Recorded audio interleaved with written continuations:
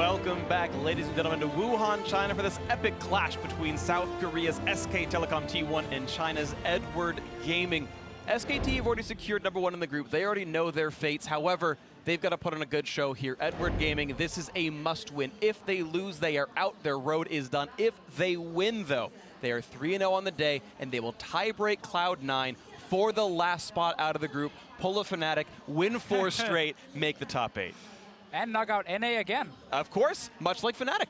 And Misfits. In order to go into this game, though, we have to remember what happened last time in the matchup with these two teams. Yes, things have changed, but it's still relevant, right? EDG came out of the gates firing on all cylinders, huge lead. They had all 3 dragons. They had this giant gold lead, and yet Scout later in the game, made some mistakes, but also SKT, really good engagements. Wolf was on the center stage, as was Huni, and they absolutely made a huge comeback. We had like the best engage in the mid lane we have seen in a long time, where it was of course Wolf engaging, then Shockwaves, and a Twitch opening up, and everyone died from EDG's side. Now today, I really like the changes EDG have made in how they're trying to play the early game. It's no longer just camp for Scout 24/7. They're actually trying to set iBoy up for success down in that bot lane. iBoy has been absolutely massive so far today. You get that damage share about 46%.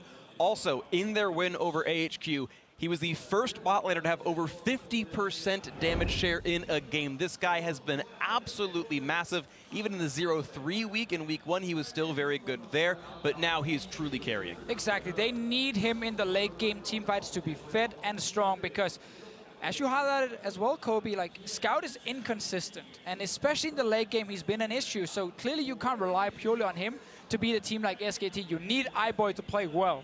And as big as the changes that EDG has made from week 1 to week 2 are, and as good as they are, SKT have also made changes here. They're going to keep Blank in today, and I think that as much as I love Peanut, and I adore Peanut, Blank honestly is the better choice for this matchup. Yes. I think this is going to be a huge boon for SKT as well. Yeah, it absolutely is. He's, again, a player who's known to do his research right there, just now getting back into his seat, and they're going to be ready to go in Champs Select in just a moment. Now, we've seen, again, I bring it up because I think it's very interesting. When a team has already decided their fate, how hard do they play? And so far at Worlds, the gamesmanship is such that they understand how important these games are. These teams still put on their very best performance. I mean, Flash Wolves were guaranteed 4th place yesterday, and they still put on a hell of a fight, and they got their only win, which of course did succumb TSM to having to play the tiebreak, and it torpedoed their chances. But these teams have always put on a strong performance, even if their individual result doesn't matter to them. And why not use this extra game on stage as more practice for SKT? Because it's not been a perfect run during this group stage. There have been ups and downs. There have been issues in the games. And this is a good chance to kind of go in and show, okay, have we maybe fixed some of these issues? We get another game to VOD review as well going into quarterfinal. That is important for even a team like SKT. And you know Edward Gaming are trying their hardest, and look at that, the first ban, Caitlyn, the metagame evolving here at Worlds 2017. Of course, it just means you can go back to playing your Twitch and Cogmas game, but it is, again, one of the champions that has risen to prominence from some of the innovation these teams have done. We'll see more of it throughout Worlds. I don't know if EDG has anything more up their sleeves for this. We'll see what happens. And what is the spot that Caitlyn opens up in the other must-bans that we've seen? Galio has been very big as well, and I actually really like Scout on that champion for a lot of the reasons that were mentioned. He's one who likes to always play forward and make big plays, attempting to dive into the team. So good ban there from SKT. Now we get that same situation with the Janna Lulu up, and teams got to decide, do they want to take the preferred one of the 2 supports? Do they want to grab a Sejuani maybe instead and just trade anyway? Xayah coming in means the Xayah Rakan is no longer on the table. Which I am surprised a little bit that Edward Gaming bans the Xayah, because if they grab the Sedge, you get Xayah Rakan as your first round, so you'd force a pick out of them, but not the case here, obviously. Yeah, most teams will grab Xayah themselves and then say, you get, let's say, Janna and Sejuani, we get Lulu Gragas, and then it's okay if, of course, Xayah Rakan would also be a possibility. So you force the other guys to pick the Rakan without the Xayah. So most teams don't want to take that trade, and same in this game. Also of note, Lulu priority back over Janna here. I've seen the internet comments. Janna's win rate has been pretty high at Worlds so far. She's lost a lot more games today, actually. Tanked her win rate a bit, but Lulu the priority. It means Janna goes over to SKT. So I can get behind the Lulu pick if you're planning on playing with your AD carry forward. If your AD carry is going to be very aggressive, you're going to play around this bottom lane, try and get iBoy fed. A Lulu is one that can enable that AD carry that has a slight lead to really take over the game. It's because of the concentrated power on that AD carry and the speed up that you give them. Now, while Caitlyn is banned away, I still think Varus can do a lot in the early laning phase, especially with the Lulu. And the fact that EDG do not pick the AD carry, but instead take the Gragas, match the junglers, and say, I want to see what you're playing first, does give a chance for the Varus. They could also just go for the more standard choices, but I still think if you want to try and dominate the lane, that is a good choice. We'll see what they go for. Tristana, I think, is the most likely pickup here if you're playing the metagame. Although, because of the Lulu pick, you'd expect more lane priority via an Ashe or Varus, but again, Tristana is what most of these teams are picking up right now, and that will be the lock-in. They let SKT grab Twitch themselves, so SKT got the one they preferred, it seems like. Twitch is going to be the match. Yeah, and we have seen this quite a lot where there is the Twitch on one side with the Janna to protect him, against the Tristana actually fighting on the other side. And in late game team fights, Tristana only hitting one target. That's a big tank right in front of her, and it takes her quite some time to burn through them. The Twitch, who is basically protected by this insane disengage from his support, opens up and takes down 2 to 3 members at the same time. So already from this draft, I'm giving the late game over to SKT. And I really would like another tank from SKT. I really enjoy double melees, 2 front lines. If you do have this Sejuani who works so well with the likes of Cho'Gath, like you're talking about, who can control a large area and you really threaten. Even in the early game, the passive gives you a lot of extra power too. I mean, the Maokai is another choice. One of them will be open. EDG did not ban away a Trundle or a Gnar, so they might not necessarily just want to instantly blind pick Cho'Gath because of some of the counters. I still think it's okay to do if you actually feel confident that you can handle whatever counter pick is coming from the enemy team. SKT not even taking a chance, just get rid of the Cho'Gath. Well, solo lanes left to be picked up. Edward Gaming blind picks one, counter picks the other. SKT, of course, in the same boat here. Maokai the hover. Edward Gaming gonna leave last pick to scout in the mid lane. Are SKT gonna give Huni an advantageous matchup again? Have him bully on the side? Is there gonna be something like a Trundle coming through? Or are they gonna play the double tank, you know, just frontline like there? Because Trundle, he's not just a split pusher, right? If you have a tank on the other side, he can team fight. Use the pillar to navigate those team fights and use your ultimate to shred through the Maokai. They do it. I actually really like that, especially for Huni. So blind pick mid here for FLICKR. LeBlanc, Syndra are 2 fine choices from Orianna. Is an old school he always likes to go back to when he needs to blind pick as well. I think there's enough choices. It's very rare right now, I feel in mid lane you get completely counter-picked and you just can't lane. Most of these champions will at least be 50-50. Yeah, well, Orianna gonna be the hover, and there's the lock-in. SKT gonna bring that one in for the last game of the group stage. And it's now time for Scout to answer this one in the do or die match. Win and you tie-break Cloud9, you play another one, lose and you are done for. Hovering right now on LeBlanc, we'll see if it comes through. Yeah, I would like LeBlanc here. I think you can put a lot of pressure on the Orianna in the mid lane, and especially combine that with your jungler to try and get the advantage, and then use that then with a teleport to snowball the bot side. Especially combine that with the fact that it's being played by Scout. This was one of his huge champions. Everyone was talking about the Lucian, but he had such a very big performance to get EDG the first seed. Representing China here on LeBlanc, very big carry for him, and this is the type of player and the type of champion you want that player on. Very few split champions have succeeded here at Worlds 2017. Longzhu, the only one who's made it up so far. The rest have been exited by weak group stage performances, or even in the play-ins if you count the rest of them right here. Edward Gaming, the last one remaining to see if they can do it here. 2-3 their record. They've had a killer week, of course, a slow start in week 1, but the crowd now rallying behind them. And I like the control they can have around the mid lane here with Gragas, with LeBlanc as well. FLICKR's currently sitting on Cleanse to try and defend himself, making him a little bit weaker in the pure 1v1. This should be a good game for Scout, because last time these guys played each other, EDG camped the mid lane. Lucian, Rek'Sai was the combo. They destroyed FLICKR early on, put him really far behind. Funny enough, on the Orianna. Let's see if they can do it again. Well, it's not quite Lucian, Rek'Sai. We'll see what comes through, though. The lineups on your screen. SK Telecom T1, reigning world champions. First place in the group for sure. Edward Gaming from China, their opponents. There's the lineup on your screen. They've got to win this one to stay alive.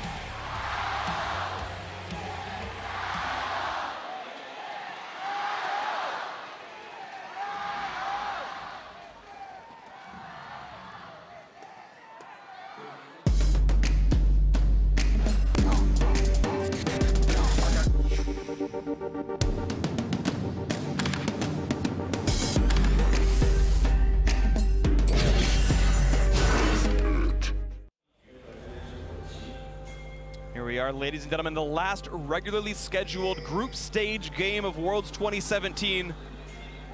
Edward Gaming hoping to add bonus time by winning and heading to a tiebreaker. SK Telecom T1, not really a horse in the fight other than playing fair and making EDG earn it. SKT forward, one have already secured #1 out of the group. Huni got to be spotted out by Mouse. Oh, the bait. It's actually Mouse doing the scouting this time around, though. Goes for the root flash chain, gonna be flash answered by Huni. That was a nice little cheeky attempt. Flash for flash. Could mean a lot for Trundle if the gank comes back in.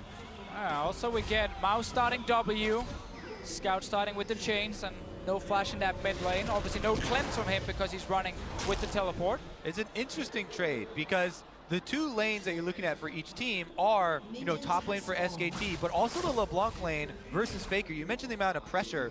Having flash on LeBlanc really does put extra pressure on that Orianna matchup because you can threaten if your jungler is ever anywhere near. Flash you chain. pretty much guarantee, flash chaining in and a large combo. So this kind of takes away a little bit of the advantage for SKT for EDG in the mid lane, but also SKT on top side. It's also rare. It's actually worth it to invest a lot of summoners to get a first blood this early on in the game. Like Huni would be back for the minions anyway, and yeah, you get a bit of gold over on your side, but it does now affect you for the following minutes. Ooh, I think something that we just saw on top side was Huni pulling the wave a little bit to try and focus them onto one minion, but he didn't quite get it and didn't get to deny any experience from Mouse. We'll be able to deny a little bit of the last hits there. One of them going down. No, it's actually going to get to go. Oh yeah, sorry, there I missed it. Yep, 1 CS denied. There's the trade. Grasp the Undying. Huni winning so far in the one-on-one, and again, playing a style that suits him. He loves being the aggressor, the carry force in the team. One thing you mentioned in the pick and ban phase, Kobe, was having a melee champion with the Sejuani. It obviously is a great combination, especially early on for ganks. So easy to go top lane and apply the stun and the extra burst damage onto this Maokai. Only really possible though early if Maokai is actually pushing the lane. Otherwise, get level 6 on Trundle, you can just tower dive him. You actually have the damage and the CC to do it with this Trundle Sejuani. So that comes through feature into this lineup. Huni halfway back on his flash cool, and of course Brent at very start of the game, he'll have it back around 5 minutes here as he keeps trying to push Mouse around, still on that 1 CS on Maokai. Still on 1 action. Oh, you missed it. He at least was running Bandit, so he gets 1 gold per miss. As much as we are focused on this top lane and how fun it is to watch Trundle into Maokai, I want to call attention to the fact that Blank is concentrating a lot of his vision efforts around FLICKR. And this is something that we often see with him.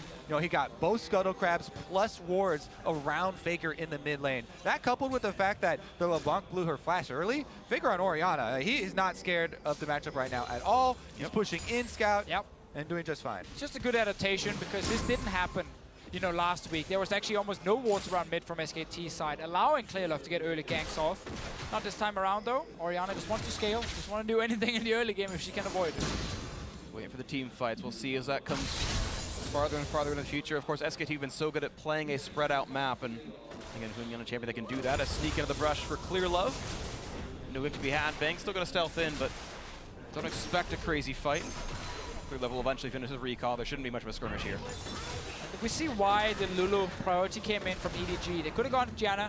They went for the Lulu instead to try and have a stronger early laning phase. And they're using it at the moment to get a small lead over SKT in the bottom lane and get a bit of damage on tower. And that's always the key thing. It's not a Caitlyn, but it kind of serves the same purpose here with the Tristana. Take down this bot lane tower.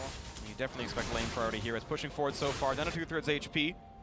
Also, I gotta say, smart itemization. Cole versus Doran's Shield is pretty much a hard win for Cole. It's what I consider a soft counter, but you're never going to lose lane, and you're going to get 450 gold richer for it, so your power spike comes in faster. Especially if you got that Lulu on your side, helping you out. Blank goes in here for the counter jungle on Krugs, whereas Clearlove setting up yet another counter gank.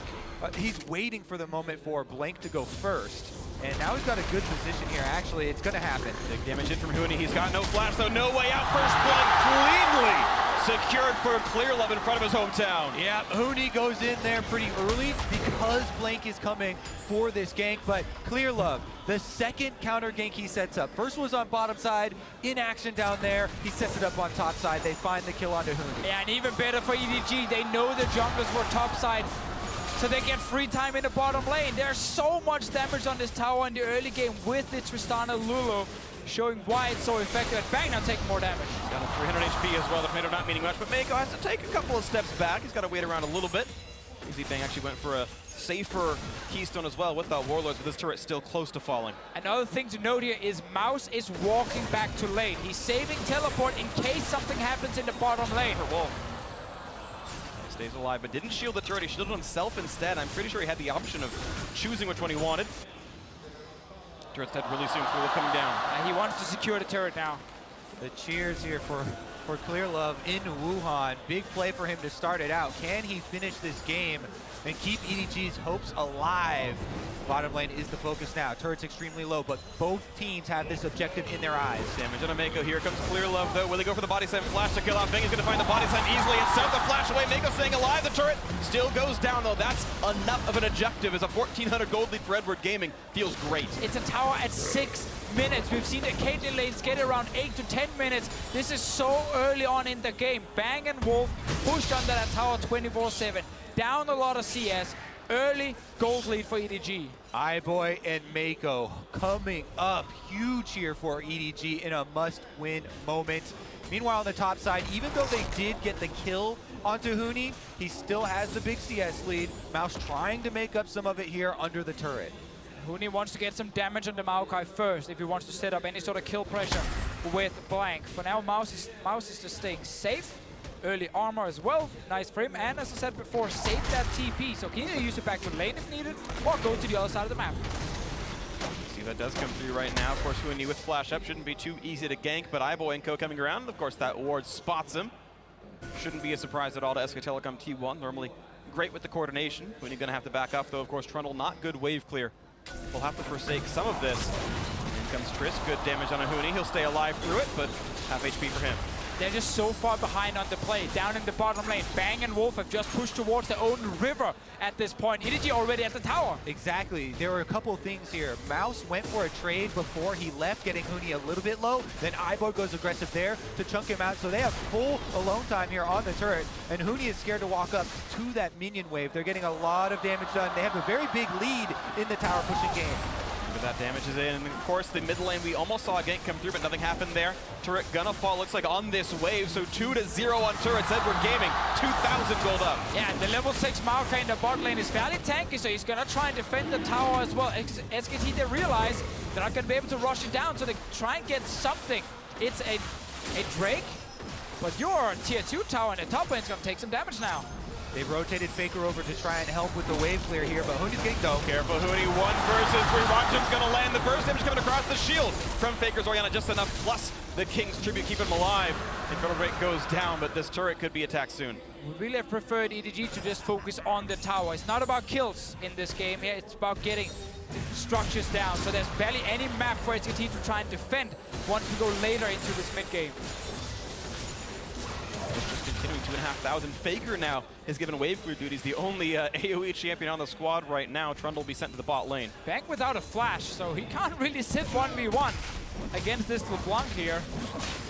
Blank going for a bit of an invade here is the level 6 Sejuani. Even though Mouse is fairly deep extended here on the bottom side, you mentioned how tanky he is already. And the fact that Blank was half health when he went into the jungle means things go down on him. He's on vision. Oh, they're going to find him with the root. Here's the rest of the squad. Blank sure to fall, and Scout finds himself the kill. So much for those double busts. Now it is a LeBlanc with an early game kill, double bust, and EDG are off to the races. I mean, this is the perfect early game for EDG. Free bot lane tower, swap top lane, instantly get another turret. You're getting kills now even on your mid laner, who's not even part of this early game plan. They have not been playing around Scout in this game. It's been all about iBoy and Meiko winning 2v2. Right now, this is a solid game at Edward Gaming. Of course, it's looked like this before with early pressure. And the previous one was all about camping the mid lane, camp FLICKR, but this was a lane victory so far for Edward Gaming with a couple of good ganks at a Clear Love. Now mid lane, we're going to take some damage. Firefighter Tristana looking to knock down some buildings. This situation is just so incredibly good for EDG. They do get the stun. Good rock jump away. Yeah, he's safe. Remember in Champion Select when we highlighted the differences of Lulu and Janna, how Lulu can really enable the AD carry that is ahead. Well, guess what? iBoy is absolutely crushing this, and his Cole has not even popped. This is a Tristana that gets to move forward with the Lulu speed. A Tristana that's about to wear down a secondary turret here, and no Sejuani ult to worry about anymore. One of the big things we liked about the LeBlanc as well against the Orianna is you can split push with teleport. Scout has been sitting in the top lane, now he's joining the mid lane as well to try and take down the turret. Gotta wait for the next minion wave, but once again, it's a lot of damage every single time. EDG just keeps pushing over. FLICKR is not the wave clear, not to be had for SK Telecom T1. Wolfpop's yielded to heal up, but this will be the third straight turret kill for Edward Gaming. We're 11 minutes into the game, and all 3 outer turrets, they're dead. This is an insane snowball. Plus, Righteous Glory is already done on Mouse, so the Maokai can't actually force fights. This EDG comp has a front line to run behind. Like, they have so many options right now. You thought it was bad in the last game where it looked one-sided with the early game snowball. This is even bigger. There we go, 101 CS for Tristana. Cole popped. He's got the big chunk of money right here. Look at the next play, right into the mid lane. Good damage out of Scout, half HP on the bang. They're gonna continue on the flash forward. To the summoner to heal the barrier, keep them alive for now. The jump in for Trist, the explosive cask, and the explosion is there.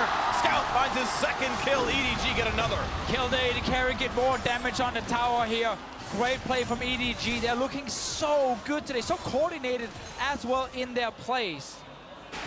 I don't know if anyone can stop this squad right now. Looking at 3 straight wins, and they can make it a 4th when they can tiebreak Cloud9 should they close this game out. Watch that fight again.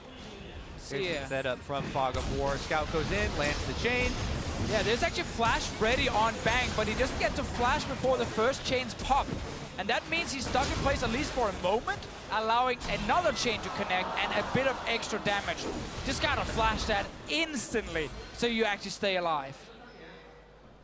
Scout just keeping the pressure going, right? The 1-3-1, they've got the double teleports. Most of this audience might be cheering for Edward Gaming, but those boys in your bottom left corner right there, they are hoping SKT pulls the comeback. Edward Gaming look nigh unstoppable based on today's games and today's form. China may have their 3rd team in the top 8. And we have to remember the last time EDG got this lead against SKT. There was an Erakan on the side of SKT to force the fight, to start the big engage. It's a Janna this time. It's on Blank to find the engage, and then on FLICKR and Bang without extra setup to actually open up in the late game. It's going to be much harder than last time. Definitely going to be more difficult this time around, and Blank not with a very good early start to the game either. We'll see if he can pull it out, if he actually has the confidence. Again though, even Sejuani, the ultimate now, since it's a single target, is not as reliable. You have to work that through a Maokai and a Gragas front line.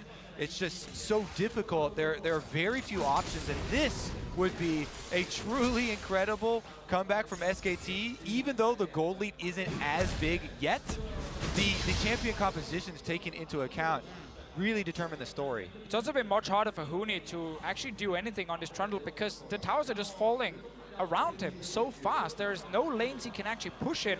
The last game where he played the Jace, his entire job was perma push the side lane, get all the resources.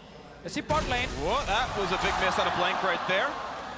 Try again in a few minutes, but EDG have yet to be stopped at all. And that's literally it. Unless they walk onto FLICKR's ball and they all party around it and let themselves be Shockwave, it's going to have to be a very big mistake from EDG to let them back into this game. And surely we're also going to get either QSS or Mikhail's coming in on the side of EDG against this single target engage from Blank.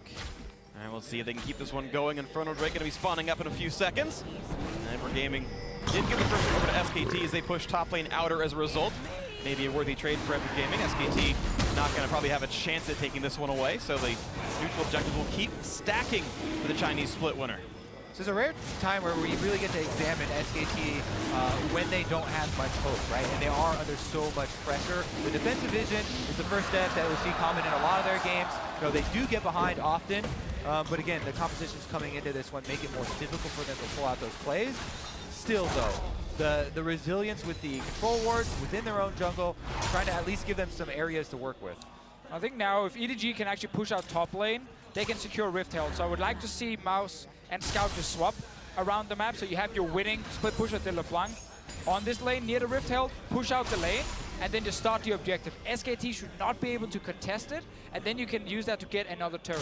Exactly, and there's another 5 minutes until Baron. You want to use that time with the Rift Herald to take down some of these secondary turrets. If you can really open up the rest of the map there, then you just keep up this vision. The defensive vision I talked about for SKT, if you're able to crack these secondary turrets, then EDG just get to clean that all out. And once Baron does arrive at the 20-minute mark, that's when you get to bait. We get that swap around now. Scout going towards the top side. SKT are just investing everyone on the bottom side, knowing they can't contest very easily. And EDG, again, push the tempo, get enemy jungle camps, get the Rift Herald, see if you can get another tower before Baron even spawns. Well, there might be something else picked up before Baron spawns as Huni's in a bad spot. Body slam flash gonna land, pops to the ultimate, but knocked right back in. Clear level with perfect accuracy here, and the rest of the team joining in as well. Huni is going to drop, but he's not gonna find the trade kill.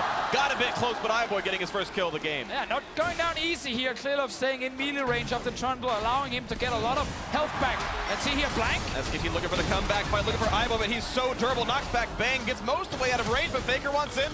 Nice flash gets away from a potential shockwave. A couple of summoners down. That's a sign of something out of SKT, but the gold, of course, getting farther away over time. Yeah, SKT are able to get a couple summoners, and 2 of them are critically on iBoy. Now they're actually starting up the Rift Herald, but EDG still decently in the area. Yeah, there's a full HP level 11 Maokai in the bottom lane that could join for a fight. He's on his way. Only 2 ultimates available for SKT, the Shockwave and Monsoon. Don't know if they're going to be fight starters. Here comes Maokai around the backside. Mouse looks for FLICKR. Monsoon to buy some time. Where's the Shockwave going to be? He's waiting for it. Doesn't find the opening just yet as Rift Herald keeps hitting clear love, then resets. SKT disengage, and they pull the TP out of Mouse. But Huni uses his as well.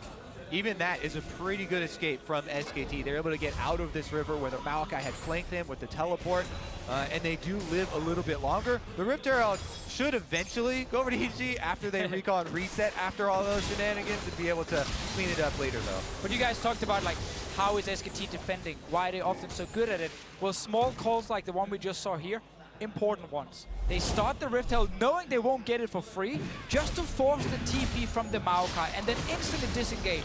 That does buy them a bit of time, but they don't have to be so afraid of Mouse. And this is a play from before. Clearlove staying in the melee range and LeBlanc waiting for all the cooldowns gives enough time for Huni to get HP back. And while he doesn't get the kill, at least he forces the jungler very low. You can see Under Gaming continuing to turn the screws here. 3,500 gold up. They've tied the Infernal Drake count. And if they go in the next 2 minutes, they'll grab the Rift Herald as well, but so far not an important goal for them. Let's see, iBoy, go mid lane, 2 items, push it out, push it all the way down to that tier 2 tower, and then walk into the top side to secure that Rift Herald. EDG should want to fight for it. They have such a strong AD carry at this point. SKT are just trying to delay them for as long as possible. Yeah, I mean, as much as we set up all the things against SKT right now in this game, they have come back from some very, very daunting situations. Scout looking for it here. They're going to find maybe FLICKR or maybe just blank the flash forward. Scout wants him and his ex-teammate is down. A spree for Scout looking for an next one to go. A flash from Blank keeps him alive, but it's still 5 straight kills for Edward Gaming. A shutout against the world champions. Now, after the pick here for EDG, they push up mid. Scout is going topside. His teleport is down, but trying to get the minion wave in place. Okay, EDG not just rushing straight to the objective, now realizing, wait a minute, there's still a Rift Herald. Well, they see Huni on bottom side too, and Huni's going to start to take his toll. I don't know if he'll be able to finish the turret before Mouse arrives. Jensen's going to do a little dance and take a break from this one. He'll come back in 15 more minutes when SKT have stalled it out, I guess. There you go. But yeah, Rift Herald goes down. Huni getting some alone time on bot lane, and honestly, a turret itself is a full turret kill. Rift Herald not always worth one. Exactly. Huni is the only winning lane for SKT at the moment. Despite being 0-2, he's going to win that lane against the Maokai. We get the play from before here. FLICKR staying too far forward, trying to get a ward down, and suddenly realizing, okay, he's actually overextended. Good TP coming in from Scout to secure the kill, and the Rift Herald right after. Blank tries his best to land the ultimate on one of the aggressors to save FLICKR. Not going to happen, though. There are more coming to claim. Now, I want to highlight Huni on the Trundle specifically because we were talking to Papa Smithy backstage after the Jace game, where he was highlighting how, with Ontara, SKT is all about playing as a team, not with a split pusher, because Ontara is playing much more as a team player, much more of these tanks as well. But Huni at MSI was all about taking all the farm, getting all the farm, being a big split pushing threat. even on things like Galio, actually, he would do that and just be like so strong in the side lane and then join his team. This game now, and the Jace one, they're going back to that style of try and give Huni as many resources as possible and hope he can carry from the side. They could dive this turret, though. I mean, EDG are already prepped around it, and it would take a long teleport channel time for Huni to actually arrive anyway. Drops to it even down. if he did. That's number 4. Rift Herald, of course, still in inventory, waiting with clear love. Huni, all he got for that was some more split push farm on the side. He went from 200 to 219 farm, but has yet to get himself into that important fight. Has 0 armor items to deal with iBoy's Tristana. On 2 items already. Bang yet to get Infinity Edge. That's the power spike when maybe it starts spinning around for SKT, but until then, they've got almost nothing. So please, EDG, keep playing fast. Keep pushing towards SKT. Set up your vision around the Baron so you can always threaten starting that big objective. Focused on the other tier 2 tower in either top or bot lane with your Rift Herald. Do not let SKT scale. Especially with this Mountain Drake, EDG have the opportunity to jump on this control of Baron. Currently, there are a couple wards for SKT still in this area, and they're doing a good job of keeping those afloat. Now Baron's up, you can see. And you can see those wards that SKT have put down. Vision control, one of their absolute hallmarks. Blank even adds more to the stack. Make sure they can see what Edward Gaming is up to. 3-0 LeBlanc, of course, very scary, as it looks like EDG are ready to go for this march. Here we had the gold graph from last week, where it was basically over. EDG sitting with a 10,000 gold lead at 30 minutes, but then that big engage happened in the mid lane, where everything went in favor of SKT. Now everybody's going to remember SKT coming back and say, oh, SKT always comes back. But I want to start to lay out some of the plans for EDG to avoid this scenario. You know, LeBlanc, yes, she is difficult, more difficult to pull off in these late game team fights, but one of the strategies that has been very successful in this current meta is assassinating the supports, the Ardent sensor carrying champions. And that is exactly what Scout could do in these team fights. If he can get around Blank to kill off Wolf at the beginning of the team fight, or Bang, you know, Bang would be the gold standard, right? But even if he can just get Wolf, that would be a huge flank, and we have seen it pulled off many times thus far. Take out the Ardent Sensor Carrier, that really reduces a lot of the threat from the AD carry. What happens, Bang trying to wave through Rift Herald, could be knocked around and killed as well, but I got half the health off that turret. EDG, though, not going to stay on this. They are actually going to back off and let that turret stay alive. And you saw the graph from the previous win before, the SKT comeback. This is not nearly the same size of gold lead, though. You talk about, well, the comp's not quite as explosive, but the need is not quite as high either. And again, it's a team like SKT. You obviously cannot count them out, especially with the lead at only 3,500. Sure, that's why EDG are looking at Baron as the next big objective after they kill this tier 2 tower that's so low. Because then if you get 5 control wards on the map, SKT should not have vision in that river, and they will be forced to come in and face check you before they're actually ready to fight. And then this almost 3-item Tristana or Scout with 2 items on the flank should be able to carry. Looking for the play here on No Wolf, does not land the chamber. The second one's going to go in, and that not yet the kill. Looks for a bit more explosive. Cast clears it in. Clear love, yes, 2 and 0 and 2. Ardent Sensor down. EDG have a window to work with. See if they can actually use it though. Right now, there's still a few wards around Baron from SKT, so they kind of know roughly what's happening here. But it would be 4v5 with a deficit. Look for the next play. Not yet going to find Blank. He is able to jump out, but depends how much they worry about that smite. And again, you need 5 control wards. Deny everything from SKT. Baron is being started. Blue buff going down. Bang. And SKT moving in to stop them. Here comes Moon around the side. Sorry, Mouse, I got the name wrong. Looking for the play. She's going to root up Blank and walk right back out as Huni stays on the turret. He's looking for the inhibitor itself as Baron is still taking damage. That will be cleanly picked up by Edward Gaming. They're going to back out, no problem. SKT just getting more farm on Huni, looking for kills on turrets. SKT going to back off because EDG were able to finish that Baron so quickly. Huni has no more time to work through the inhibitor turret, and it's barely left standing. And is going to live, yeah. He was holding turret dagger for part of it. You saw his health bar get very, very low. He was fighting in between waves. And again, he's got some farm, and it's SKT taking a page out of Longju's book as well, the Korean champions. They had often would sit there and bleed objective, just giving farm onto Khan, onto Longju's top laner, and SKT looking for, again, this style. It is on Huni to be that force. Normally, if you want to play the defensive style, you want to prevent Baron from going down like 30 minutes. If you can, ideally, because the enemy team can't push into your base then. With 25 minutes in, and EDG now picks up the Baron, they should use this to get an inhib down. And then suddenly your split pushing style most likely won't work because the enemy team are literally threatening your base. We'll see if that base gets threatened enough right here. Gold lead 4.7 thousand. Baron buff on 5. And 2 Drakes. Good for pushing. Will SKT be able to pull it off again? All of the North American fans are behind them as well as their own fans. EDG with this Baron buff are coming with the pressure. And this defense is going to be extremely important. Very important also that iBoy can reduce the healing, especially from Huni when he's sitting with that ulti trying to go ham in a team fight. He's actually a target you can take down now with the executioners falling on iBoy's side. Also with all the healing from Janna and the redemption, we will get eventually some Wolf. Luxury of being ahead in gold. He's still got the double completed Zeal upgrades. He's ahead in items, plus has boots for a little bit of defense in case the Trundle comes after him with a Twitch. Plus, actually, who's calling you guys are mentioning right now, Edward Gaming looking to make the run, the 4-0 run on the last day of groups to get into the top 8 when they were winless the first time around. Shockwave on to 3, but there's no damage to follow up. That's a summoner spell, sorry, an ultimate on cooldown, and not much to show for it. Good defense though from FLICKR, getting almost the entire wave and forcing a flash from Meiko. Scout getting some damage in the mid lane. It's all about applying pressure multiple lanes at the same time, but EDG are right now not getting enough with their Baron buff. They still got about a minute left. Just yet, Huni actually under-leveled to Scout despite all his split pushing. Scout's got so many resources to his name. Round 2 on the turret. This one's gonna fall. SKT giving it away yet again.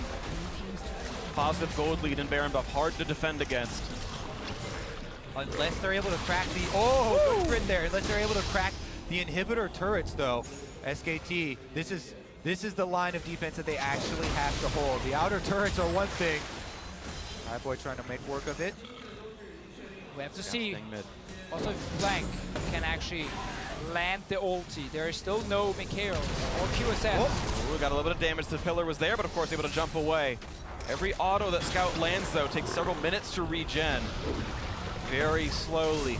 Every Gaming pushing in farther. 25 seconds left on Baron, though it's timing out soon. Yeah, get in there, iBoy, man. Shockwave on iBoy. He's got to watch out for this one. Gets away, and Barrier plus Lulu ultimate down to stay alive a bit more. SK3, again, they chip away at your summoners, chip away at your ultimates, and iBoy more vulnerable now. They have to back off. A little bit too scared to finish off this secondary. 2 good shockwaves from FLICKR. EDG could definitely have avoided both For of the them. play, Mouse wants to dive. This could be the winning fight then. They're going to push them off at least to get the inhibitor turret. Scout to backfill with the team. 5v5, the front lines are available. No shockwave though means they might be all right. Huni put down to 2/3, and now some alone time with the inhibitor. Pillar comes in, but no fight yet as Huni is yet to ult as well. He's not really trying to take stats. Inhibitor still not defended, looking to knock it down. We have to remember, it's Blank who's the main engage for SKT in this comp. He can't rely on Wolf starting a fight. The Sejuani ulti needs to fly towards EDG for anything to really happen. And this is now an inhib for That Inward was the Gaming. big thing. That was what EDG needed to get during this Baron buff.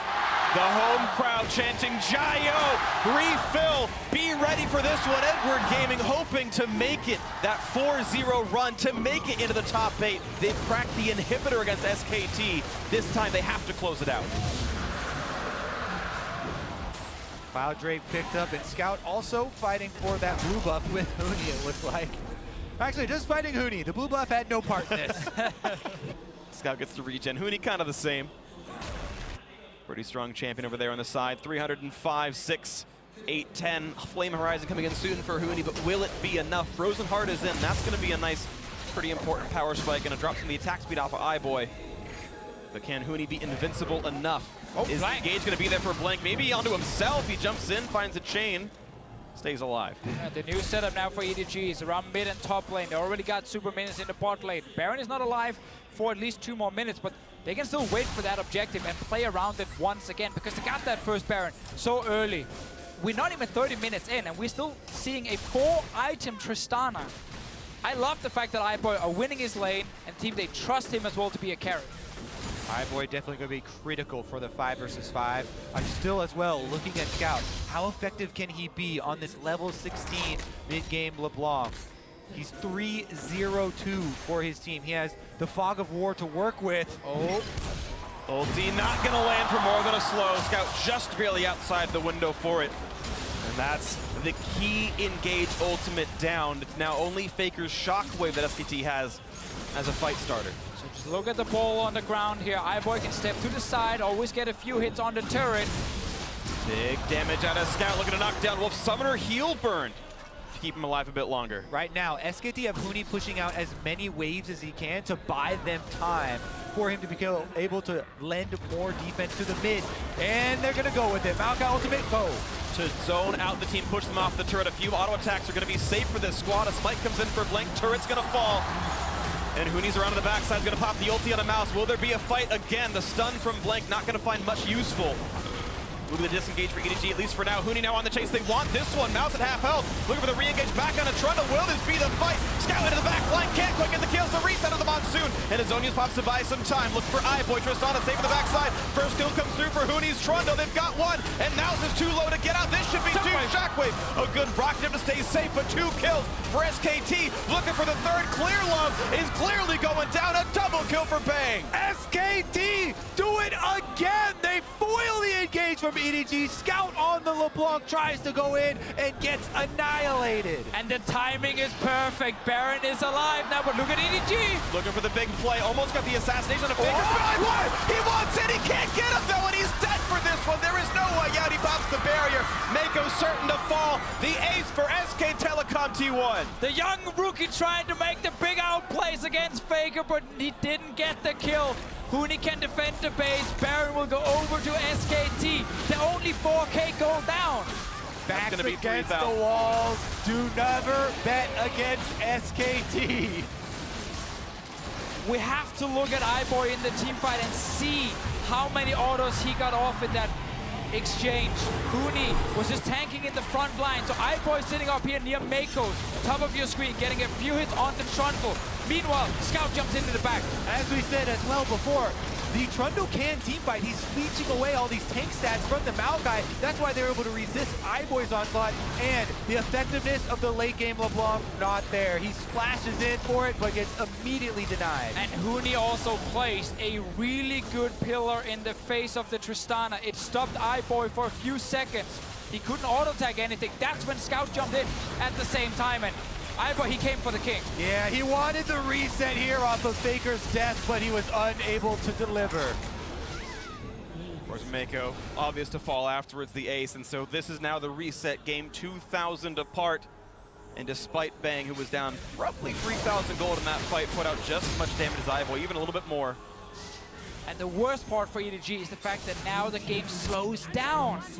SKT gets more time to farm. There's no super minions with Baron buff coming into their base, and an EDG team right behind them. It will respawn.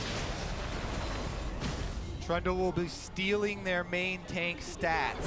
FLICKR on Orianna will have a much easier time. Oh, well, we have a teleport in. Maokai's coming to play. Tristana looking for this opening here. Huni slowed a little bit. Mouse around the side. Orianna far. FLICKR actually not in this fight, but Blank wants to re-engage now. Damage and a clear love. Mouse kills away a ward. And at the moment, Scout lacking kill pressure with all the shields and the healing from both Wolf and, of course, the barrier as well on Bang's side. Another re-engage. Flash in for the pillar that they can catch out Mouse. The front lines have engaged in battle. Waiting for the marksman to open up for the damage up, but Explosive Cat's gonna pull Huni back in, but he is practically invincible. His health bar gold on this one. Scout back in base with teleport. There are a lot of wards behind SKT, but it's so hard to flank as a LeBlanc in the late game. And for now, it's a safe 5v4. SKT have knocked down mid lane outer turret. Only their third turret of the game, number 4 in their sights. As mid lane tier 2 is there. Shockwave out of the front line. Not a kill just yet. Redemption to heal him back up, but Edward Gaming's health bar is getting a bit low. Bang shot to half HP. Nice shot from iBoy to dock him down, but the siege can continue soon when the wave comes in. Again, bottom lane is pushing as well. Scout continually going over there to try and clear off some of the minions, but the Baron buff allows SKT to continue the onslaught. And there we go. Pillar just to zone them out. iBoy can't do much more. Mid lane tier 2 falls, and SKT back with the gold lead. I can't believe this is the second time where EDG wins the early game against SKT. But then they end up falling behind due to a late game fight. The game is not over, but it's suddenly looking much harder for them to win and try and get that tiebreaker against Cloud9. If they lose here, they're out of Worlds. Momentum certainly SKT's favor right now. Mountain Drink to be grabbed up by FK Telecom T1. The 3-time world champions poised to go 5-1 in the group. If they can close this one out, Elder Dragon the next to spawn, of course. Waiting for the next big play to come through. Back to the jungle for both these sides. The inhibitors alive on all edges. This next item completion coming through. The question is, who can keep up? So much of it hinged around that mid-fight at the inhibitor. So much gold given over to SKT. So much power with the Baron buff as well. And it almost took all of the win out of EDG's composition here, all the momentum. It would have to be a very big play from Scout now to try and make up. He's for Bang. Now Scout over the wall. That could have been a threat. They're going to find the chain on a blink. He's practically invincible on the Sejuani. Look at mid lane. EDG pushing straight for the turret. It's only Huni there, just around it for now. Okay. For the inhib, I mean. The race is on. They got some shots in the inhibitor, but SKT have answered in time. Control to go down, and no real harm to the base. Now, if Scout can't assassinate anyone in the backline, then he needs to change the way he's team fighting. He needs to become more of a distraction. Force SKT to respect him from the flank, while iBoy have time to kill Huni or Blank. You often need to wait for the Trundle ulti to disappear and then turn back onto him, and he's actually, quote-unquote, fairly squishy. I like the quotes then. Okay. Yeah. I'll give you credit with your quotes. I'm just saying, he's not actually squishy, but a lot squishier than with the ulti. All right, now let's take stock of the map here. No major objectives available, so it's much harder to play aggressively. Scout right now split pushing the bot side of the map. Mouse trying to catch the waves that Huni shoves in. You see the lack of wards right now. Look at the bottom of the map right there. Not a lot of vision, so Scout can't go any farther. He gets some priority, but no one really cares about that side of the map right now. I want to see what iBoy's doing with his lifesteal there. It is a Blade the Run King coming in. That's the right choice. I think that is a good choice. I was about to say, if you're going for Black or for BT or something, it would be the wrong choice. I like this more here. Blade Run King trying to again kill the tank. It's going to be much longer team fights from EDG's side. Grind out the Trundle and the Sejuani. See if iBoy can take down one of them. While you got to respect the game. Opens up iBoy, but he gets away with it so far. The shields are in. Will there be a re-engage? Not quite. Bang goes out, gets ulted back. Nice shot with the back line. Will they get him? It's so close. iBoy the flash forward, and FLICKR gets with the auto. Doesn't even need Nash's auto attack to land so well. And Clear Love now isolated. 1 versus 4. He is going to fall as well. Bang on a rampage. 7-6 in kills. SKT look to do it again. SK Telecom taking down the inhibitor turret and taking down EDG's hopes. The primary carry is dead. The only damage left in the comp is a LeBlanc, and Scout's going to try to catch some of the minion waves to kill as many as he can.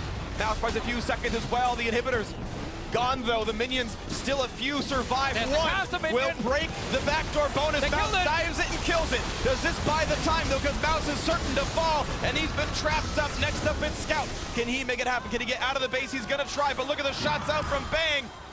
Douglas buys a couple of seconds, but there he goes. Blink gets a kill credit, and now it's Meiko catching one last wave. Buying a few more seconds. iBoy spawning in 2, Clear Love in 6, but it doesn't even matter. Edward Gaming came so close, and they looked so good, and they were almost that third team in, but it is SK Telecom T1 with another comeback win, 5-1. Congratulations, SKT. They get first seed in this group. Congratulations, Cloud9, on getting second seed in this group due to EDG losing. Due to Cloud9 beating EDG in week 1.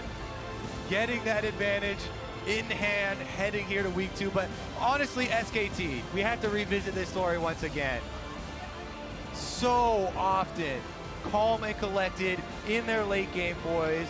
The counter engage there, completely stuffing Scout, completely annihilating EDG's hopes. And the patience to bleed one objective at a time until they got their first power spike and their second. Infinity Edge finally came through on Bang. Frozen Heart finally there on Huni to become invincible against the single marksman. A LeBlanc eventually falls off a cliff in late game team fights. And you know, the split push didn't come through for EDG. SKT got the fights they needed. Yeah, and you get these late game fights where an Orianna and a Twitch, they can actually threaten the backline of EDG. EDG couldn't do the same. They had to just try and kill the tanks. And it meant that iBoy was constantly trying to run away and stay alive, while also having to kill 2 mega tanks right in front of him. Almost impossible for him to carry the late game fights against Twitch and Orianna and the big tanks. Always there. You have the advantage in the tank-to-tank fight. If your Trundle is shredding the main tank and your Twitch is shooting right through him to the backline, as you said anyway. Fairly squishy. Not squishy at all. No. Too tanky. Difficulties certainly. Edward Gaming It is a heartbreak, of course. They came so close. They opened the day and looked insanely good, and the hype was real. You saw Fnatic do it and pull it through in the tiebreaker. Evergaming knocked down 1, they knocked down 2, and they were poised to knock down 3. And you think about if they had closed either of these SKT games, they'd be tie-breaking in a second. And it's another domestic champion now dropping out of the group stages. Only Longshow able to actually advance as the LCK champion. And with EDG, like in Wuhan with Clearlove, we've all heard the story of him playing in his hometown here, almost making a comeback. I feel so bad for them because, again, they were so close to winning this game and at least get a tiebreaker, but it's not happening. Not the case. Cloud9 goes automatically, having that 3-3 record. Props to them for the second spot out of the group. But now to find more about how SKT nabbed that win, let's check in with our analysts. Thank you very much, Freak. SKT, they do it again. They mount another massive comeback to dash the hopes of the EDG squad and the entirety of the LPL as they almost made the miracle run to get out of this group and move onwards. So that's exactly what I said all day. I said EDG have a great early game. Their team fighting is not as strong as any of the other LPL squads here. If SKT can get it to a team fight phase, they're just going to roll over. And let's take a look at that 30-minute team fight. And the big deal with this fight is the timing. There are 30 seconds until Baron. There is no need for you to look for absolutely anything. They fall into the trap and they decide, let's roll the dice against SKT late game. And while this team fight does not look great from EDG, we have to give them so much credit for the ridiculous early game that they had. The bot lane performance out of Meiko and iBoy, I think, is the best 2v2 laning we've seen in the entire tournament. You know, no one had dominated that hard in the tournament previously. Picking the Lulu and taking, in 2 minutes after the minions actually, arrive, they take the turret and 20 CS lead in essentially 4 minutes. I do want to quickly point at this play. A lot of people will say, why would you flash forward there? He tried to get the reset. He tried to just get back to safety. He knew he was screwed as soon as that Trundle pillar came back out. I think iBoy made the right call. Maybe not on the rocket chop, but definitely on the flash. Yeah, once he's already in there, he's already a dead man. You jump forward and you're slowed by Trundle pillar. You're not getting out unless you get a reset. So you can criticize the initial play, but he's trying to make something happen when his team has just kind of thrown the game. And I just cannot help but see the similarities between the first game of SKT EDG and this second one when it comes to the game-winning fight from SKT. It revolves around the decision of Baron. The first time around, do you do Dragon or defend the Baron? EDG fall for it again. Here, do you push the inhibitor or do you set up the Baron? They go for the inhibitor again and they lose it 2 times. And it's just a fundamental choice that they were not able to fix from one week to another. And the saddest part about this is, with that last team fight, this game-deciding team fight essentially, outside of SKT's base, the bottom lane inhibitor's already down. Exactly. Wait for the super minions to push in. You don't have to force anything. They literally just had to wait for SKT to respond. You have side lane pressure on top side with a LeBlanc. She could be up there slip pushing. You could have a 4-man squad in the mid lane.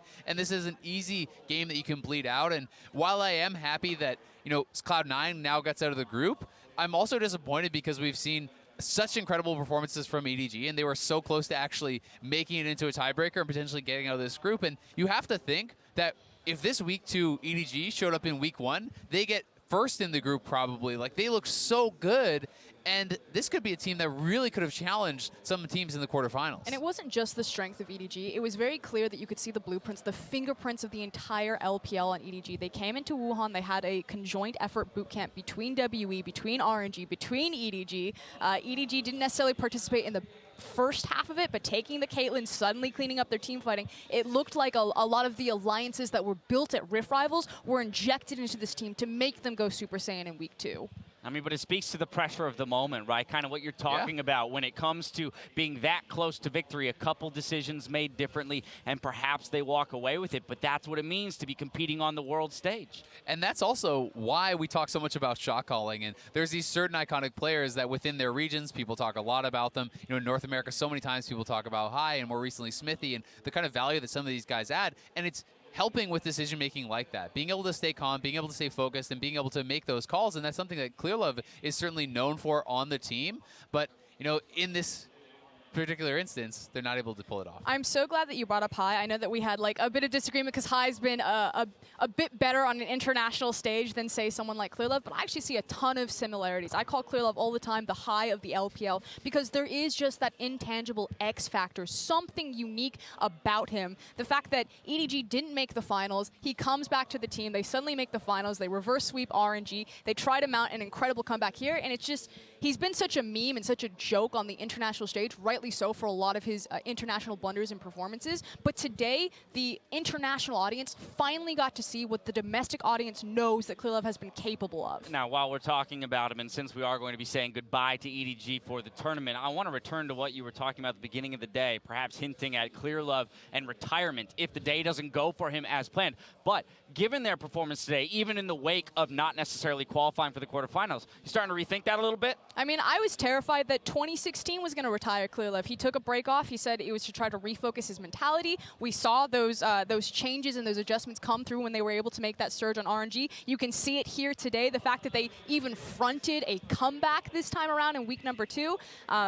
But that said, I mean, Clearlove, he's been around the scene for a long time. It's always been that quarterfinal curse. And eventually the tiny little voice in the back of your head just starts telling you, you're not good enough, you can't do it, you never were. And it's just trying to overcome that every single year. And I think it's so hard because even if you're like, okay, I know exactly what to fix, let me play again and it'll be perfect, right? You don't get to play again right away. You have to wait an entire year. An entire year where you then need to be successful not only in your own region, you need to be able to reach the levels where you just even get to Worlds. Then you need to hope probably for a good group draw. Then you need to make sure that your teammates and everything is coming together at the right time. Maybe that it's a good meta for your team. Like there's so many pieces that have to come together, and that's why, you know, losses on these levels is so heartbreaking, and why you see the response, and not only from the fans but from the players here too, especially the players, because they pour their hearts and their souls into this game and into the practice for it, and losing that one game, that can be something that haunts you for years. Can you imagine going in front of, again, your home crowd? He's from Wuhan. This was, you know, MSI 2015, that was LeBlanc's, or FLICKR's undefeated LeBlanc. Today, it was Scout's undefeated LeBlanc. That is the first time that it's taken a loss. There is such a strong, you couldn't script a better love story between SKT and EDG at this point. The amount of times that these guys keep running into each other and what it builds into.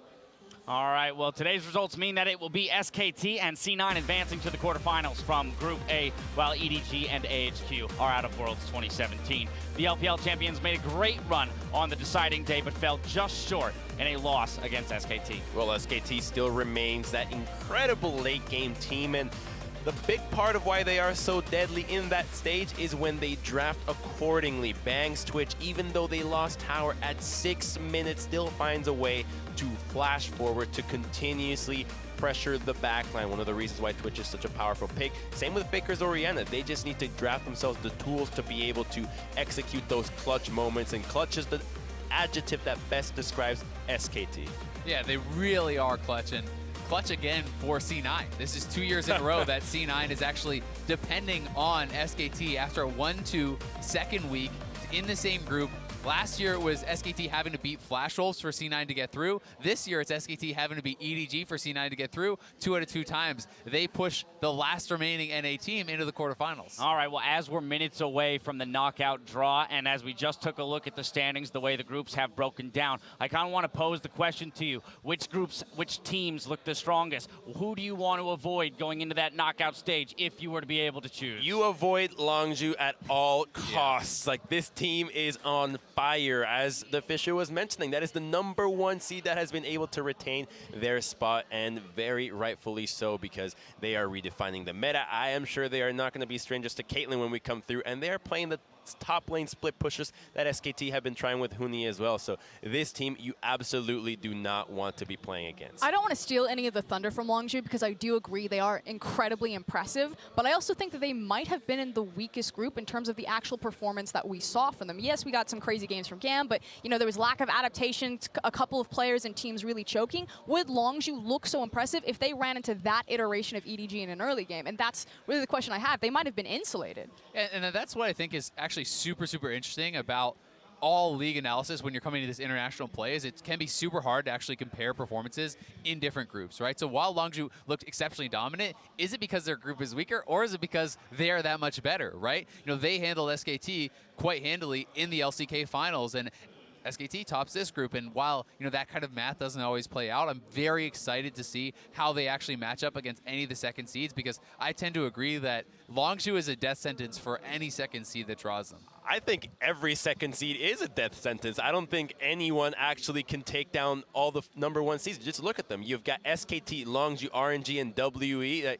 Who from the second seed looks like they have a shot? I think Samsung only Galaxy? Samsung. Only Samsung. And they're not going to be able to take down one of the powerhouses of Korea. So their best bet would be against the LPL in some sort of stylistic mismatch. If not Samsung Galaxy, I'd be looking at Misfits most likely. To take a first seed down? So it depends I mean, on the first seed. if I have to choose is what I'm saying. I'm not saying it's likely. So I think that, like, while I certainly wouldn't be betting on Misfits, I think that Misfits, because of the improvement and the growth that they have shown, you know, they could be exciting. And I wouldn't necessarily take them against a team that has been as consistent as SKT or Longzhu or something, but perhaps, you know, WE has had some ups and downs. You know, they have shown some weaknesses. You know, maybe there's an opening there. RNG has looked brilliant in group stages, but we've had group stages past, you know, at MSI, thinking back, where they went 8-2 and then, you know, kind of burned out in the elimination stages. So these are teams that have not proven that they're exceptionally consistent throughout the elimination stage, and maybe you can attack them. There's a lot of maybes there. That's the point, right? It's going to be an uphill battle for a team like Misfits, but they're definitely equipped to do it if they show up on the day. The other thing I want to talk about is the way the regions broke down, right?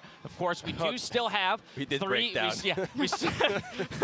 And they made it out, baby. Yes. We do still have, of course, 3 Korean teams through, 2 LPL, 2 Europe, and 1 NA. What are our thoughts there in terms of the region's performances here at Worlds and moving on? Do you want my harsh reality? Yeah, let's go.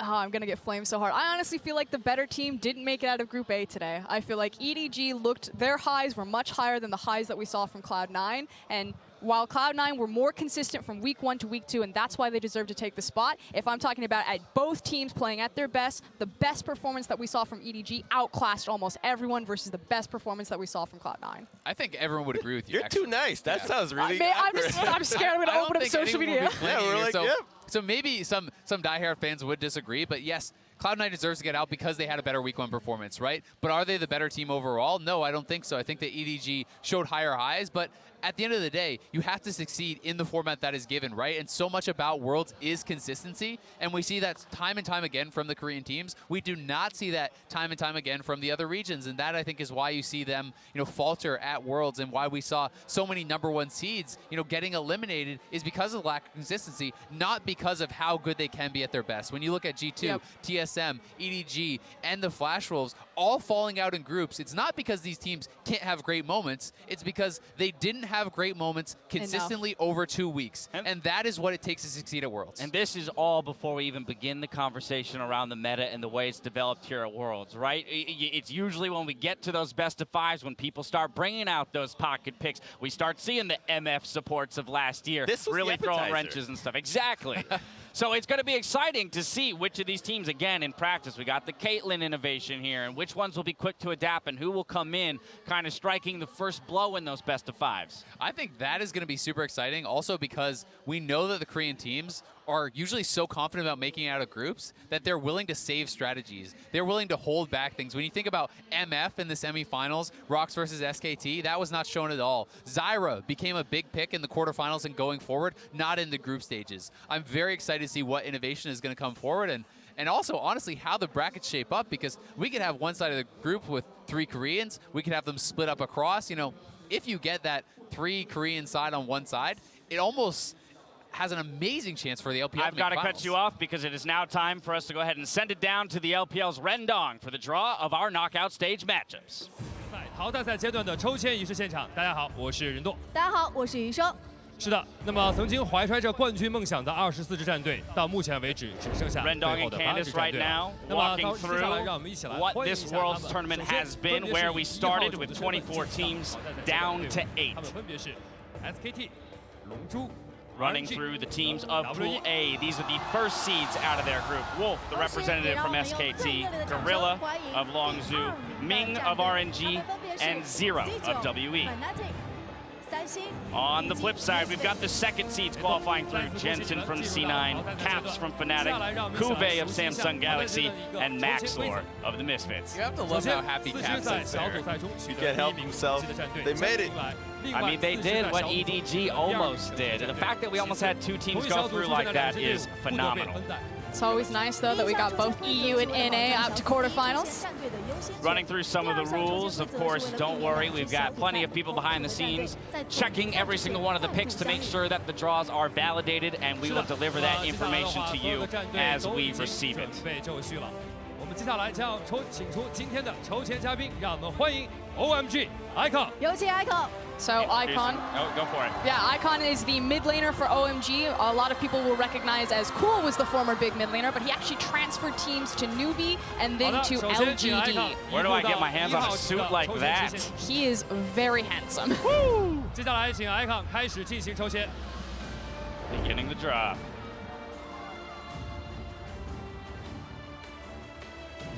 Our first team draw will be Royal Never Give Up. Of course, RNG started out very strong in their group and then continued to solidify it on the back half, really just marching through everyone with a very fast and furious style. 好的，有请 Icon 继续抽签。 Next up, the reigning champions of SK Telecom T1.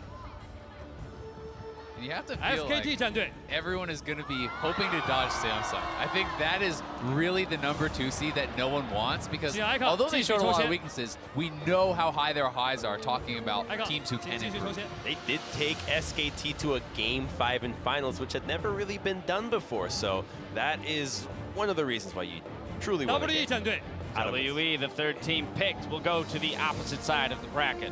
Zero can't quite figure out where to look on the screen. He's like, what, over there? Now over here? Got it. 请 Icon 继续抽签。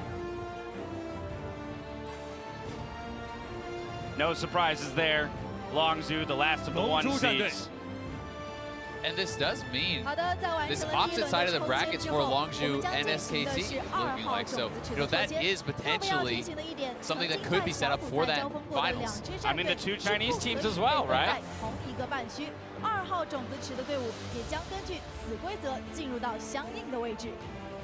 Of course, as we are completed with the Pool 1 draw, we'll be moving on to Pool 2.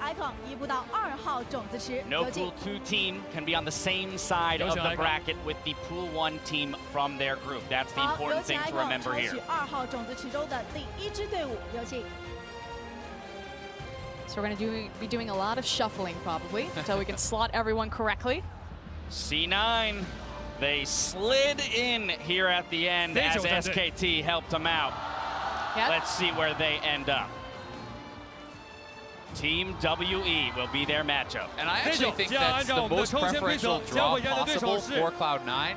Still WE looking incredibly strong, but that is something that seems assailable. It feels like if Cloud9 play at their best, they may be able to have a chance. Bit of a traffic jam there. RNG's like, we'd like to play them. There it is.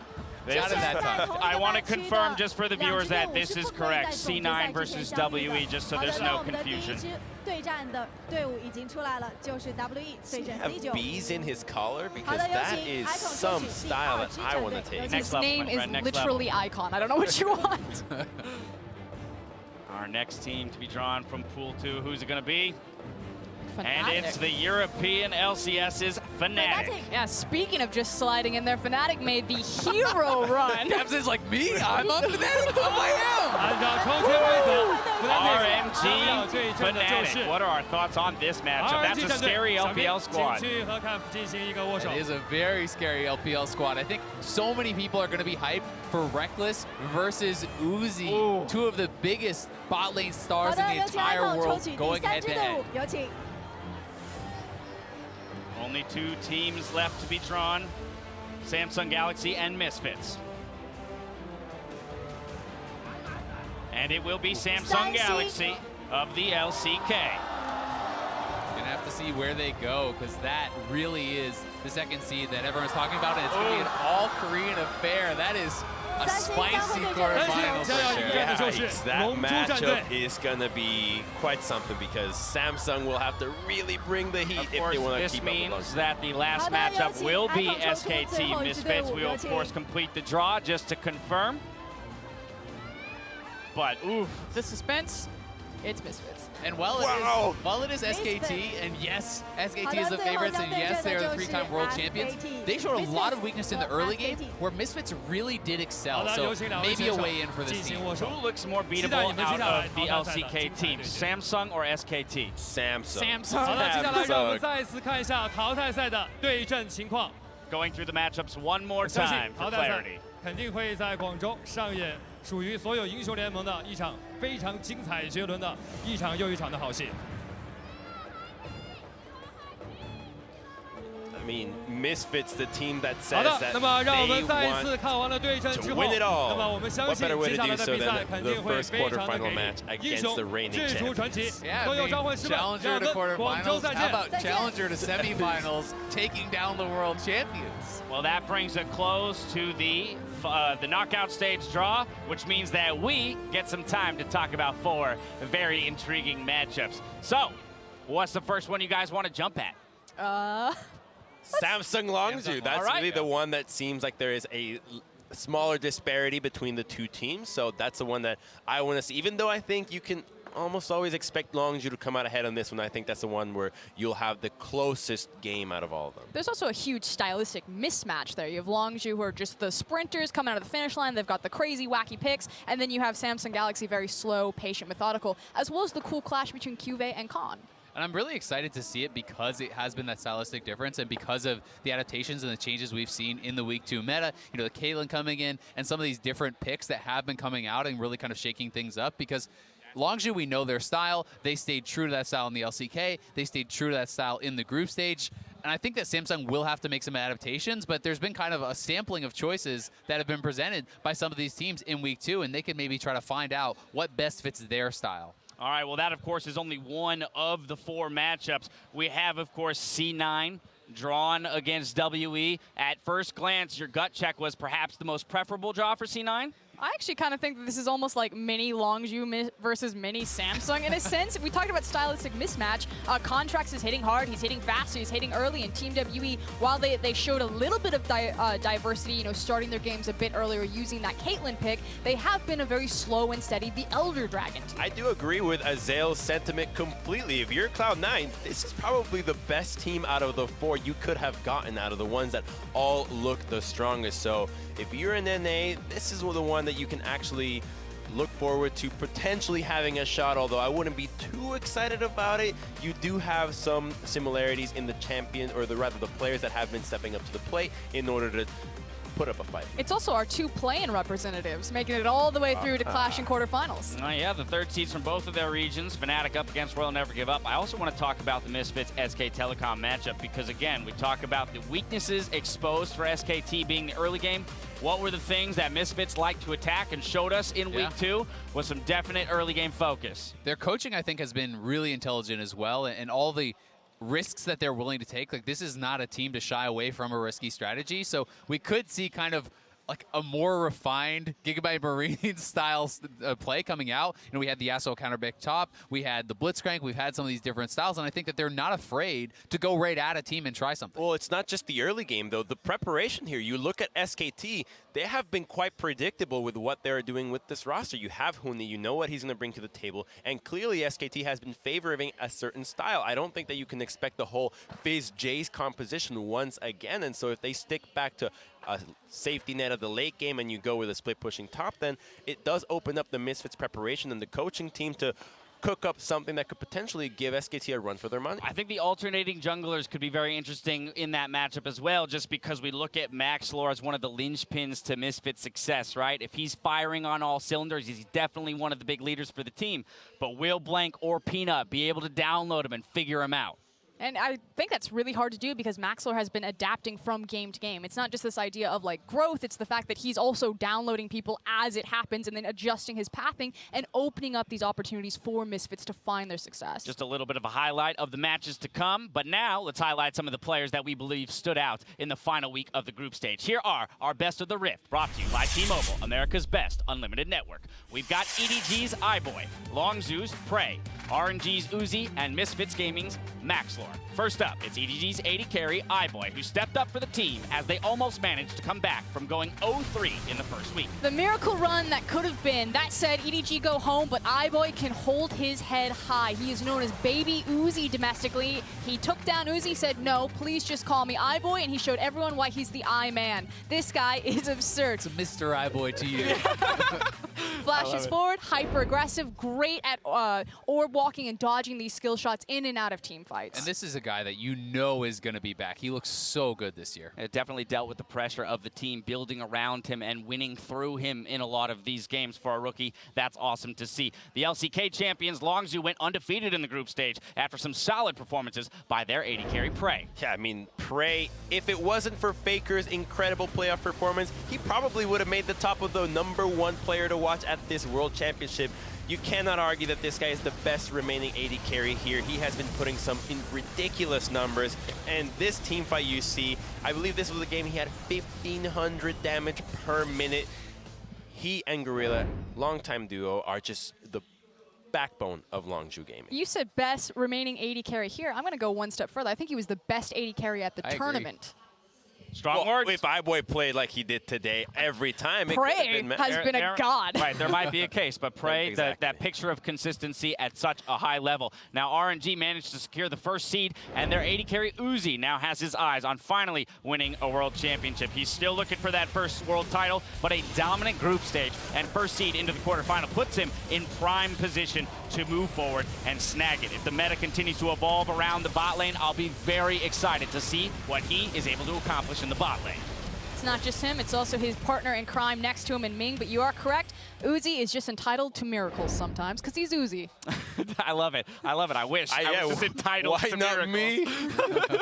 All right, finally we have Misfits Gaming's jungler Maxlor, who came into the roster ahead of the summer split. Now he's ready for the quarterfinals at Worlds, looking to take the team to new heights. And I'm one of the people that really was counting Misfits out in this group, but they played so incredibly well, and Maxlor stood out so much to me, not only as a playmaker, but as someone who's willing to adapt, who's not repetitive, who's doing different pathing in the early game, really attacking the opposing team's weaknesses. As I think he really exploited a lot of problems against TSM, you know, being able to completely shift the game, taking down Hansor and Jace time and time again, and he was able to do that against multiple teams. Yeah, my favorite thing about him is the mentality that he's been sharing with us in the interview so far, that you have to have the winning mentality, that you have to believe that you're going all the way, but not to be cocky about it. You have to be realistic and understand what you have to do to get there all the way, because we've had League for many years, and many people have been having struggles with figuring out how you think about the game properly, and I think that the Misfits actually have the right mindset for it. Absolutely a winner's mindset. We'll see which players will step up next week as we kick off the quarterfinals in Guangzhou.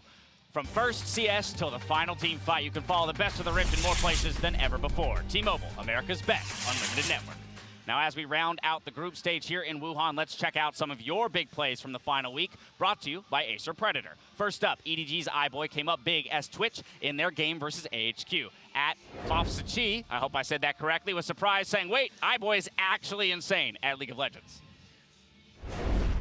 Well, look at the mini-map, because Mountain's coming in from behind. Glacial Prison misses! You cannot miss that shot, Mountain! That's a double kill for iBoy! And Captain surprise! Take it down! Here comes Clearlap, the flag, drag, triple kill! iBoy, you are amazing! 可以来要看一下打一波，第三把，保约，看到，这边有，准备的，保约，可以打，五把右盾。杀去吧！我不来。来，兄弟。And you know, I'm finally ready to call it. When iBoy first came in midway through the split, I was like, Ardent Sensor meta, he's got Janna and Lulu. It's super easy to look amazing. Nah, he's actually just great. Well, Mountain did help him out there with that whipped ultimate. That was something. I would not have the first clue how to start navigating that fight as an AD carry when you've got a Sejuani behind you and damage dealers running at you. Yeah, exactly. Take your hands off the keyboard. Earlier this week, Fnatic started their comeback with a dramatic win against Immortals. At Joe Paget wrote, "Oh my God, Fnatic died for the Nexus. What a finish." Cap's a bit low. Do they have the damage roller? Must go big. Shockwave. Kennis reckless. Now on the Nexus they're going. Do they have the damage output? The hits are coming in. Is it going to be the game? Fnatic. We're going to knock him down. Will they get Soa? He's trying. It's the game. Hit Nexus. Everyone hit Nexus. Nexus. Everyone hit Nexus. Hit Nexus. Hit Nexus. Hit the Nexus. Hit the Nexus. Oh.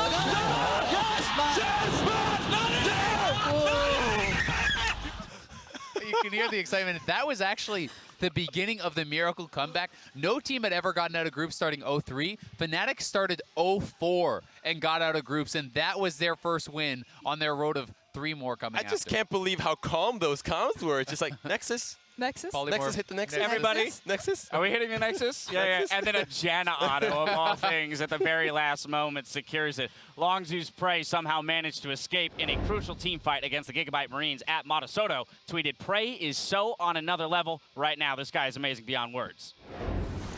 Still letting the damage. Ripto doing quite a lot, but Saya does go down. Gorilla is going to fall. A stun landed on the Prey, but he did take out the Jillian Optimus. Prey! Make it happen. Prey, though, finds the pick. Keep your eyes on Prey in the fight. He's consistently dealing damage along with Noe. They're both trying to get through, and then Prey makes the decision to flash over. He then takes out Optimus, walks away. I mean, spoke earlier, but still taking out one of the big carries was so significant.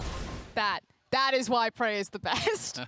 Yeah, again, the guts to make a play like that on the world stage. You only do that if you're confident. And it's the consistency, right? 6-0. It's hard to really point out a single time where you're thinking, Prey's playing pretty poorly, right? They're unassailable. They're such a good bot lane duo. Now, finally, one of the newcomers here at Worlds is Team WECA unleashed the calling in a 1v1 against Power of Evil.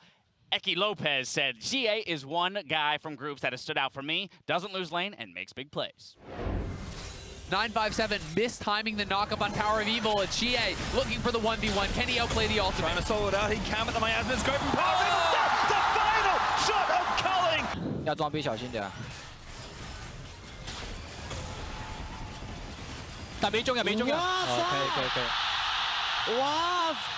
What's up?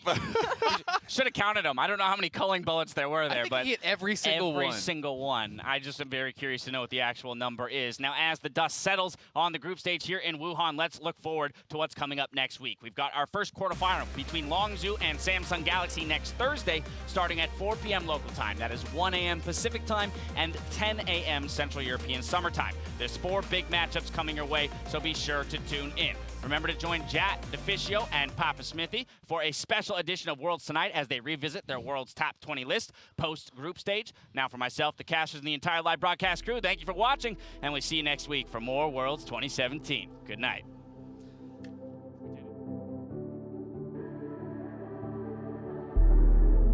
Historically speaking, NA has always done well week 1, but not so well week 2. Good thing for us in Cloud9 is we're heading into week 3 because we played in the play-ins, so we have nothing to worry about. Smoothie can interrupt it, does so. The monsoon, but the double dunk. Down to the bottom lane.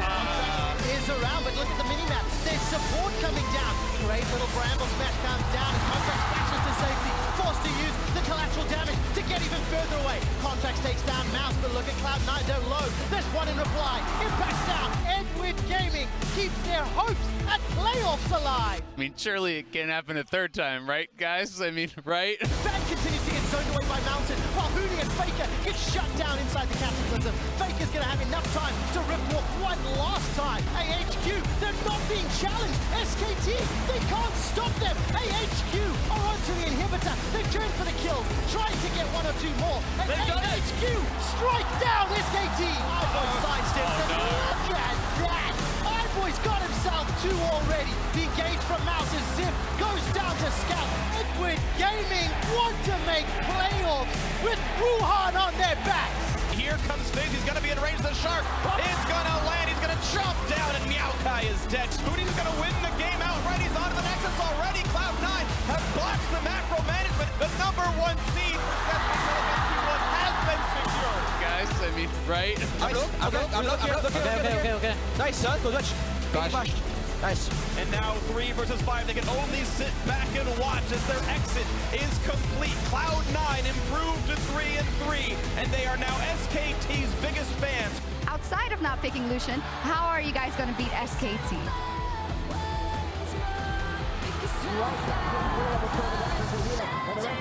Huni is going to drop, but he's not going to find the trade kill. Got a bit close, but iBoy getting his first kill of the game.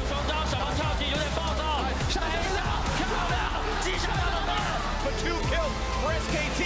Looking for the third. Clear Love is clearly going down. A double kill for Bay. Meiko's out, gets ulted back. Nice shot from the backline. Will they get him? It's so close. iBoy with a flash ball, and Faker gets with the auto. Doesn't even need an access to, but it is SK Telecom P1 with another comeback win.